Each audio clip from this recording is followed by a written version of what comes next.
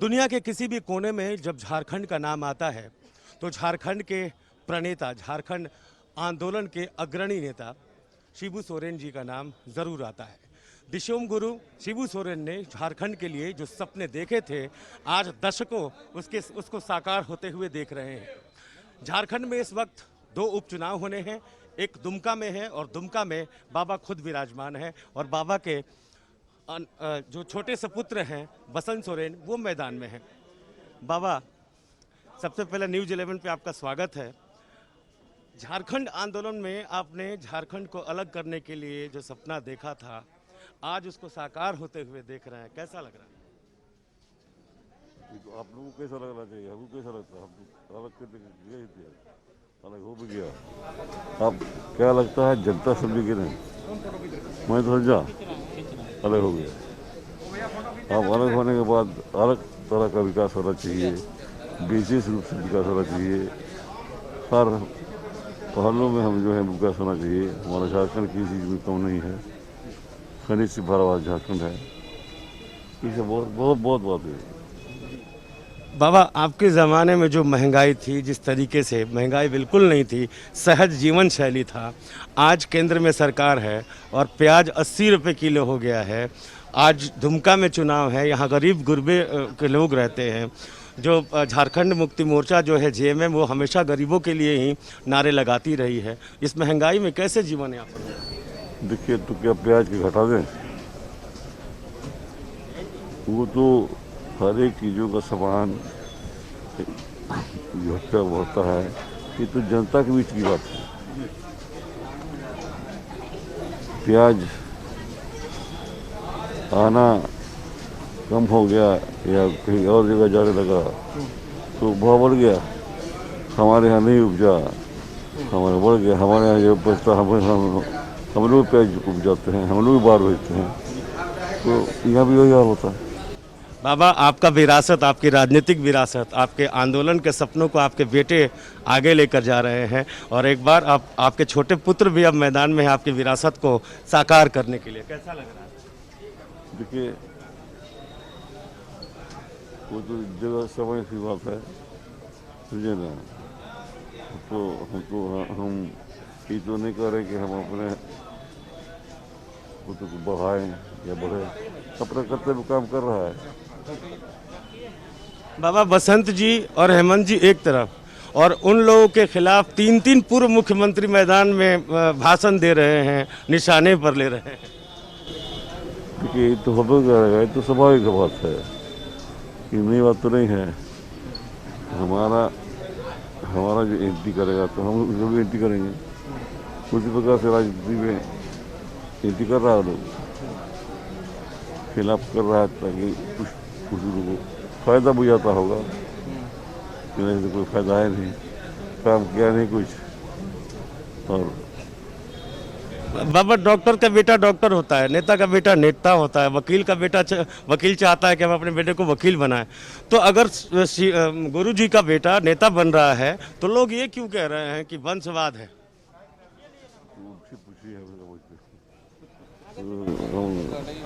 हमारे पास कोई जवाब नहीं है। बाबा, दुमका की जनता को आप क्या संदेश देना चाहते हैं? हाँ? दुमका की जनता को क्या संदेश देना चाहते हैं? आप गुरु जी हैं, आपकी बात सब सुनना चाहते हैं। देखिए, दुमका की जनता जानता है क्या करना है, तो सब करेगा अपना जो कुछ करना है।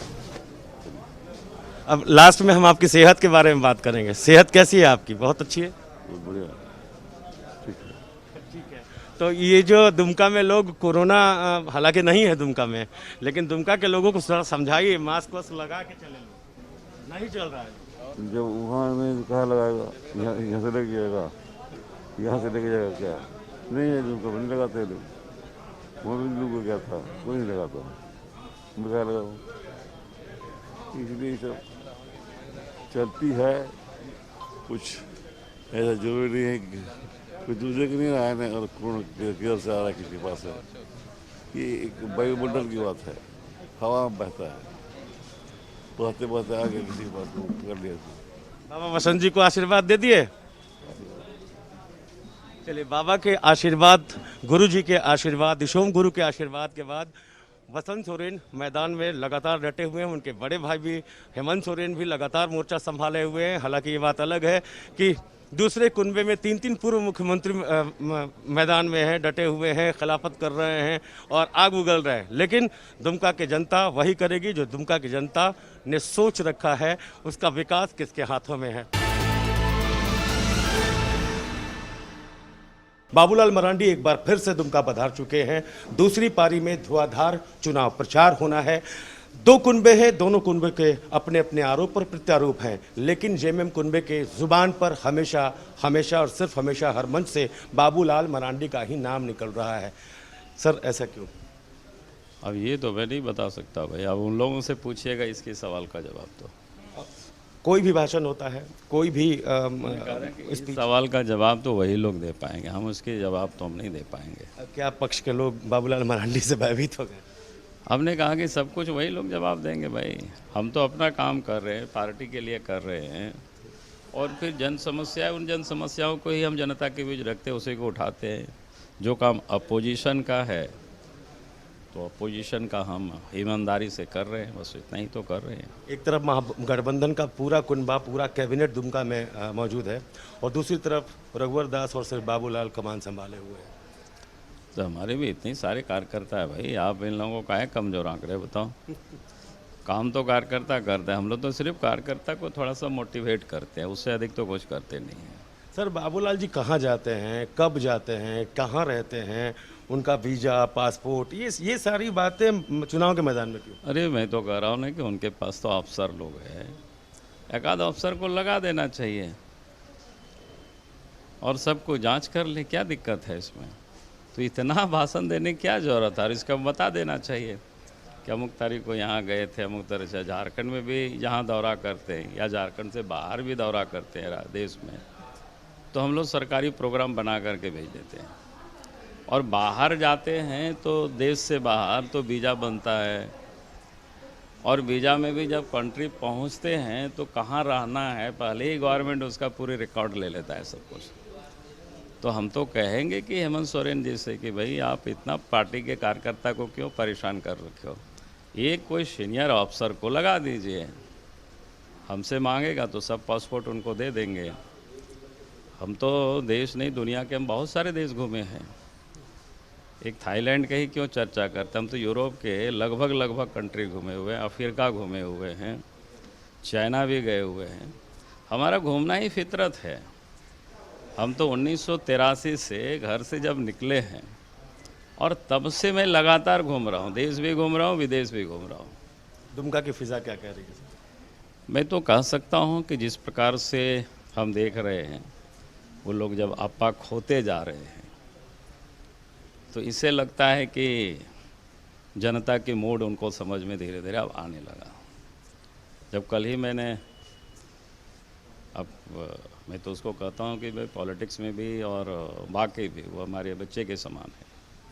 अब जब उनकी भाषण को मैं सुन रहा था, हमको क्लिप लोगों ने भेजा, तो मुझे लगा कि ये आपा खोते जा रहे हैं। और ये स्थिति तब पैदा होता है जब लोग बोलता है ना, दीपक जब बूझने को होता है तो बुक बुक बुक बुक करने लगता है, फड़फड़ाता है। बाबूलाल जी का संयम हर स्थिति में बरकरार रहेगा। बाबूलाल जी का जो चरित्र रहा है, उनका जो स्वभाव रहा है, उनकी राजनीति की जो शालीनता रही है, वो ऐसी ही बरकरार रहेगी चाहे कुछ भी बोलो। देखो, मैं तो ये बार बार कहता हूँ कि भाई हम तो राजनीति के मैदान में हैं, राजनीति करते हैं, और राजनीति में शालीनता होना ही चाहिए। लेकिन कभी कभी जवाब नहीं देना भी कमजोरी की श्रेणी में। नहीं, ऐसा कुछ नहीं है, और हर चीज़ का कोई जवाब देना ज़रूरी नहीं होता है। अब मैं लोगों से कहा करता हूँ, अपने वर्कर को भी कहता हूँ कि आप मेरी बहुत तारीफ़ करो और हम अच्छे काम नहीं करेंगे तो जनता के गले उतरने वाला नहीं है। आप हमको खूब गाली दीजिए और जनता के बीच अगर हमने काम किया है तो भी उनके गले नहीं उतरेगी आपकी गाली को, बल्कि उल्टे आपको ही उसमें से कटघरे में लोग खड़ा करेगा। इसलिए हम बोलें कि सबसे बेहतर है अच्छे काम करो। ठीक है, थोड़ा समय लगेगा लोगों के बीच में, जैसे बोलते हैं ना, किसी चीज़ का दुर्गंध होता है वो अधिक फैलता है, अधिक वो दुर्गंध करता है। खुशबू थोड़ा सा, उसकी सुगंध थोड़ा देर से होता है, लेकिन खुशबू तो खुशबू ही होता है। सर, एक आखिरी सवाल, दुमका में चूंकि चुनाव हो रहा है तो दुमका के अपने अलग मुद्दे हैं। अब हालांकि मंचों से प्याज भी एक मुद्दा बन गया है, प्याज की कीमत मुद्दा बन गई है, लेकिन लोगों से हमने बातचीत की, कई लोगों के जहन में जो पारा टीचर्स की मौत हुई थी मंत्री के आवास के आसपास, वो भी एक मुद्दा बनता हुआ दिख रहा है। अब इन चीज़ों को कैसे बीजेपी समेटेगी? देखिए, पहली बात तो मैं कहूँगा, जो पुरानी बातें हैं उसको लोग याद नहीं करते हैं, याद नहीं करते, उसकी कोई ज़रूरत नहीं है, क्योंकि आप तो सरकार बीजेपी की नहीं है ना, आप तो जिनकी सरकार है, जिस उम्मीद के साथ लोगों ने चुना था, आप तो उनसे हिसाब किताब लेंगे। बीजेपी से लोगों को नाराज़गी थी, तो पिछले चुनाव में उस नाराज़गी को लोगों ने प्रकट कर दिया। अब एक व्यक्ति की बार बार तो हत्या नहीं होती है ना, एक बार आपने उनके गर्दन को काट दिया तो काट दिए, आपको अब विश्वास है? कोई मतलब नहीं। आप तो 10 महीनों से आपने क्या किया, आपको ये बताना चाहिए। तो आपको लगता है कि दुमका चुनाव के परिणाम के बाद से बीजेपी के दिन संथाल में वापस लौटेंगे? नहीं, बीजेपी का दिन तो है ही संथाल परगना, पहले भी था। और दुमका कोई पहली दफ़ा बीजेपी जीत रही है ऐसा तो नहीं है। 98, 99 में पार्लियामेंट जीता, जामा भी विधानसभा पहले भी जीते थे, और फिर दुमका भी जीते ही थे विधानसभा। दुमका लोकसभा इस समय भी जीता हुआ है, और इस बार जो विधानसभा का चुनाव इस बार भी जीतेगा। कोई ऐसा नहीं अवैध दूर गया, ऐसा बिल्कुल नहीं है। कई दफ़ा यहाँ के कार्यकर्ताओं ने बड़ा मेहनत किया और लोग जीता है। शुक्रिया आपका। बहुत सारे कार्यकर्ताओं का हुजूम है और प्रचार प्रसार के सिर्फ 3 दिन ही बाकी है। बाबूलाल मरांडी जोर शोर लगा रहे हैं। आज 5 से अधिक जनसभाएं हैं जिनको वो संबोधित करेंगे, इस उम्मीद के साथ कि बीजेपी के दिन संथाल में वापस लौटेंगे।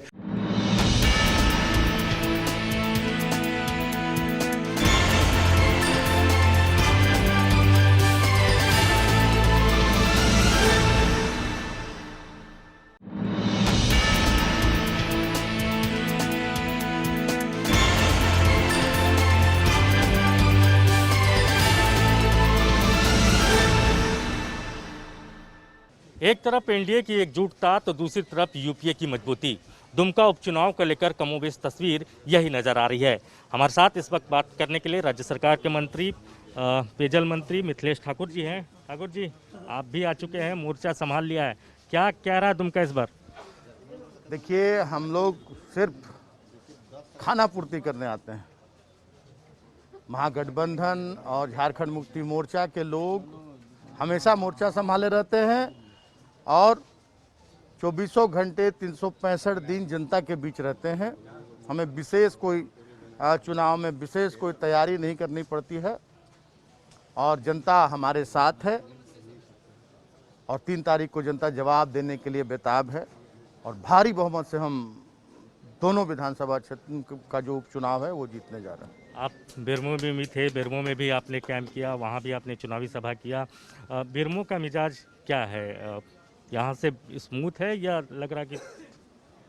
दोनों जगह कोई मुकाबला नहीं है। मैं कहता हूँ कि दोनों जगह पिछला जो अंतर था उसके 4 गुने से ज़्यादा अंतर से हम चुनाव जीतेंगे, ये मैं आपको आज कह रहा हूँ। और आप 10 तारीख को जब मतों की गिनती होगी तो उस दिन भी मैं आपसे बात करूँगा, और 4 गुना मतों से हम जीतेंगे। पूरी जनता आज पिछले 5 साल का जो कुकृत्य रहा है, रघुवर दास के नेतृत्व की जो सरकार चली है, और आज रघुवर जी खुले मंच से पूरे राज्य की जनता को गाली देने का काम कर रहे हैं, क्योंकि राज्य की जनता ने इस सरकार को बिठाया है, राज्य की जनता ने इस सरकार को काम करने का मौका दिया है, और वो जिस तरह से गाली दे रहे हैं सरकार को, तो वो राज्य की जनता को गाली है और राज्य की जनता माफ़ नहीं करेगी उन्हें। बाबूलाल जी घूम घूम कर और पानी पी पी कर गालियां दे रहे हैं महागठबंधन के लोगों को, नेताओं को। निशिकांत जी गालियां दे रहे हैं, वो अपने दामन में पहले झांक लें। बाबूलाल जी तो पूरे राज्य के सामने पूरी तरह से नंगे हो गए, पूरे राज्य की जनता के सामने। जेएमएम के निशाने पे तो सबसे ज़्यादा बाबूलाल ही है, ऐसा क्यों? बाबूलाल, मैं क्या कह रहा हूँ बाबूलाल जी को हम लोग तो कोई महत्व ही नहीं दे रहे, झारखंड मुक्ति मोर्चा, महागठबंधन, क्योंकि जनता उनको पूरी तरह से नकार चुकी है। आज वो जो कहते थे कि हिमालय पर जाकर और वहाँ तपस्या कर लूँगा, वो मंजूर है, कुतुब मीनार से कूद जाऊँगा, लेकिन भाजपा में नहीं जाऊँगा, और आज उसी भाजपा की गोदी में खेल रहे हैं और जनता बहुत अच्छी तरह से सब कुछ समझ रही है। ये लड़ाई क्या 10 महीने बनाम 5 साल की है, क्योंकि यही चीज़ें रखी जा रही है इस चुनाव में। कहा तो मैंने कि जनता उसका जवाब देगी और 10 महीने के कार्यकाल को भी जनता बहुत भली भांति देख रही है। 10 महीने में हमें राज्य किस परिस्थिति में प्राप्त हुआ था, विरासत में हमें खाली खजाना प्राप्त हुआ था, पूरे राज्य की व्यवस्था चौपट थी और उससे भी हम निराश नहीं थे, हमारे माननीय मुख्यमंत्री निराश नहीं थे। लेकिन साथ साथ हमें कोरोना का संक्रमण भी झेलना पड़ा और सभी में सामंजस्य बिठाकर हम लोगों ने इस राज्य को पूरे देश के लिए एक मिसाल बनाने का काम किया। पूरे देश ने हमारा अनुसरण किया। जिस तरह से कोविड के संक्रमण से निजात पाने के लिए जो जो कदम हमने उठाए उसका अनुसरण पूरे देश ने किया। माननीय मोदी जी कहते थे कि हवाई जहाज वालों को हम हवाई चप्पल वालों को हवाई जहाज में बिठाएंगे। हम अपने मजदूर भाइयों को हवाई जहाज तक से अपने राज्यों में, अपने पंचायतों में लाने का काम किया। ये तमाम अचीवमेंट आपके रहे, राज्य सरकार के रहे, लेकिन विपक्ष कह रहा है कि भाई आप कोरोना का बहाना बनाते रह गए 10 महीने तक और जो कमिटमेंट आपने राज्य की जनता से किया था चुनाव के वक्त, जो आपका संयुक्त मैनिफेस्टो था, वो ज़मीन पर उतरा नहीं। विपक्ष के पास मुद्दे नहीं हैं और विपक्ष के सर्टिफिकेट की हमें ज़रूरत नहीं है। हम जनता के सर्टिफिकेट पर विश्वास रखते हैं और जनता बता देगी 3 तारीख को कि हमने 10 महीने में क्या किया। 10 महीने जिस तरह से केंद्र सरकार, आज विपक्ष के लोग, आज यहाँ 12 सांसद हैं भारतीय जनता पार्टी के और हमारे राज्य की जनता का हक अधिकार लूटने का काम किया है केंद्र की सरकार ने। हमारे खजाने को लूट लिया है सीधा सीधा। 1400 करोड़ रुपए हमारे खजाने से उन्होंने चोरी कर लिए हैं और यहाँ के सांसद कीचड़ उछालने का काम कर रहे हैं महागठबंधन के नेताओं पर, हमारे माननीय मुख्यमंत्री के ऊपर। और क्यों नहीं जाकर जनता का हक अधिकार मांगने का काम करते हैं केंद्र से और अपने माननीय मुख्यमंत्री से कि जो पिछली सरकार की करतूत थी, पिछली सरकार ने 5,000 करोड़ रुपए का बकाया कर छोड़ा था और आज बिना कहे पूछे 1400 करोड़ रुपए निकाल लिए। आज कोरोना के संक्रमण के काल में हमारे साथ सौतेला व्यवहार किया गया। हमारा जो हित अधिकार है, हमारे जीएसटी के पैसे नहीं दिए जा रहे हैं, हमारे रॉयल्टी के पैसे नहीं दिए जा रहे हैं।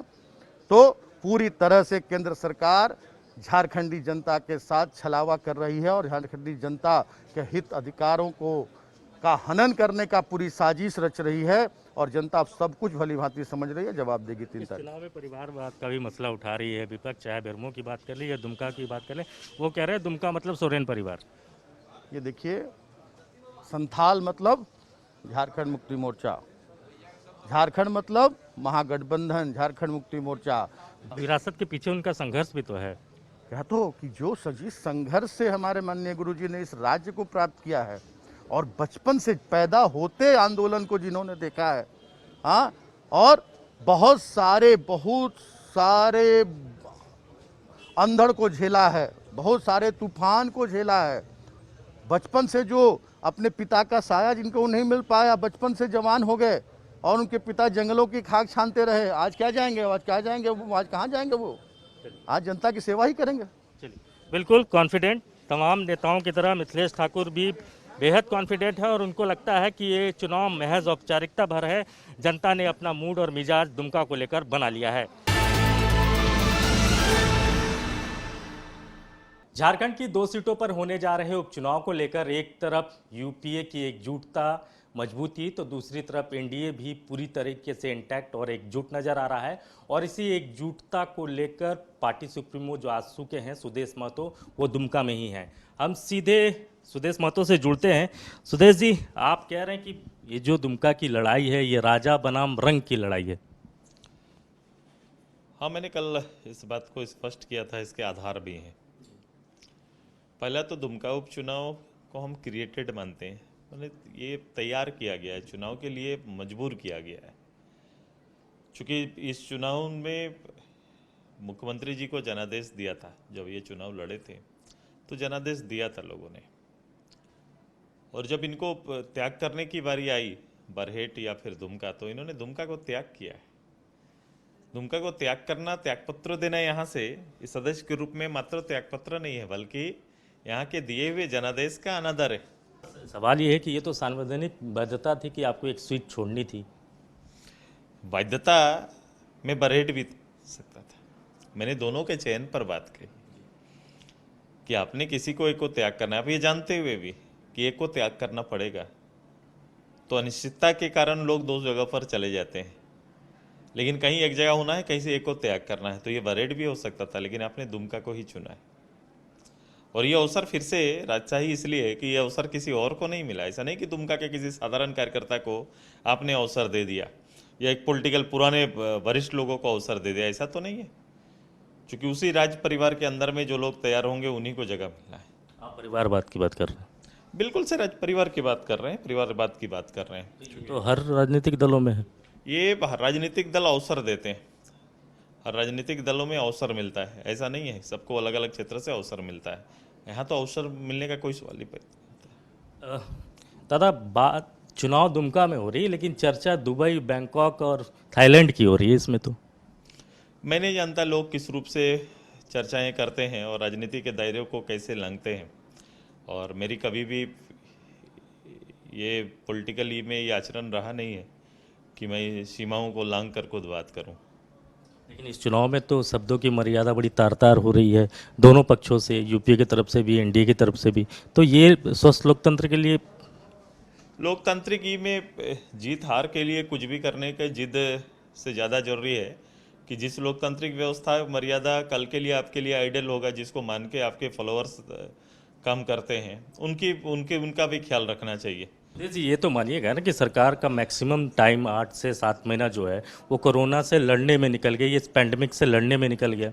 ये कोरोना काल केवल संक्रमण केवल झारखंड के नहीं था, ये देश में है, विश्वव्यापी है, और अन्य प्रदेश इन सारे चीज से संभलते हुए आगे डेवलपमेंट के काम ठप तो नहीं किया है, किसी प्रदेश ने कर रखा है। आपने डेवलपमेंट बांधकर राज्य को उसके सारे फंडिंग बंद करके रखे हैं, एक भी काम नहीं हो रहा है। आपने युवाओं को कहा कि 25 करोड़ तक का स्थानीय लोगों को हम देंगे, आपने रजिस्ट्रेशन तक प्रारंभ नहीं कराया उनका।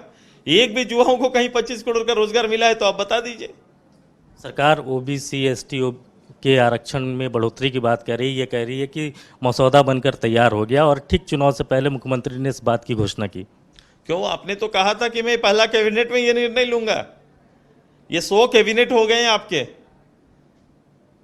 लेकिन ये निर्णय नहीं आया। ये पूरे 10 महीना के बाद चुनाव में याद आता है ये चीज, ये सारी बातें चुनाव से चुनाव में याद आती है। असर करेगा? देखो, चुनावी वायदे ये लगातार हो रहे हैं, लोग भी, अब आम लोग भी इस चीज को समझते हैं। ये एसटी एससी ओबीसी जो भी मामले थे, ये पहले भी सरकार ने क्रिएट 73% रिजर्वेशन की बात की थी। ये मामला जो कोर्ट में विचाराधीन था, फिर से उसमें करने की हम लोगों ने मांग की थी कि भाई गवर्नमेंट को फिर से इसमें आगे जाना चाहिए। ये निर्णय लेने में गवर्नमेंट को 10 महीना लग गया। सुदेश जी, एनडीए इस बार एकजुट है। 2019 में विधानसभा चुनाव आप लोग अलग अलग लड़े, राज्यसभा चुनाव आया तो आप बीजेपी के साथ खड़े नजर आए। तो क्या एक बड़ा मैसेज इस उपचुनाव से आप लोग देना चाहते हैं कि देखिए एनडीए की ताकत क्या है, आजसू की ताकत क्या है बीजेपी को? यह है कि अभी एनडीए बिल्कुल साथ में चुनाव लड़ रहा है। पहले हम लोग निश्चित रूप से विधानसभा में अलग अलग लड़े हैं, जिसके परिणाम को आपने देखा होगा कि वोटों का बिखराव के कारण आपने देखा कि जो मेजोरिटी आनी चाहिए गवर्नमेंट की वो नहीं आ पाई। इसका मूल्यांकन मैंने पार्टी के तौर पर, सामने भारतीय जनता पार्टी के सारे शीर्ष नेताओं ने भी मूल्यांकन, यहाँ तक कि एक एक जनता, जो विकासवादी जनता है, जो तक जनता है, उन लोगों ने भी किया, आपने भी किया होगा। आज निश्चित रूप से वो सारे दड़े जो अलग थे वो एक साथ मिलकर चुनाव में हैं, तो इसका असर दिखेगा। जी, एक आखिरी सवाल ये कहा जा रहा है कि ये जो उपचुनाव है ये झारखंड की राजनीतिक भविष्य को तय करेगा। देखिए, ये हर चुनाव के अपने महत्व होते हैं, इसको केवल गिनती 41 तक ले जाने की संख्या को देख के तय नहीं किया जा सकता है। चुनाव के अपने मानक हैं और इस मानक पर चुनाव होता है तो मॉरली उस जो जीतता है उसका ये बूस्ट होता है, उन कार्यकर्ता मजबूत होते हैं और आगे के रणनीति में बड़ा सहायक होते हैं। तो ये चुनाव मॉरली आगे के लिए बहुत असर करेगा। दूरगामी कई तरह की चीज़ें अभी सुगुआहट में है, तो वो संकेत होंगे, और जब ये पराजय, अगर सत्ताधारी दल की पराजय अगर होती है तो निश्चित रूप से उसके 10 साल के अंदर पब्लिक के विश्वास को डगमगाने का एक प्रश्न खड़ा कर देगा। तो कई मायनों में ये जो उपचुनाव है, दुमका की बात कर ले या बेरमो की बात कर ले, जैसा कि सुदेश महतो भी कह रहे हैं, बेहद अहम, और झारखंड के राजनीतिक के भविष्य को ये जो उपचुनाव है ये आगे तय करेगा।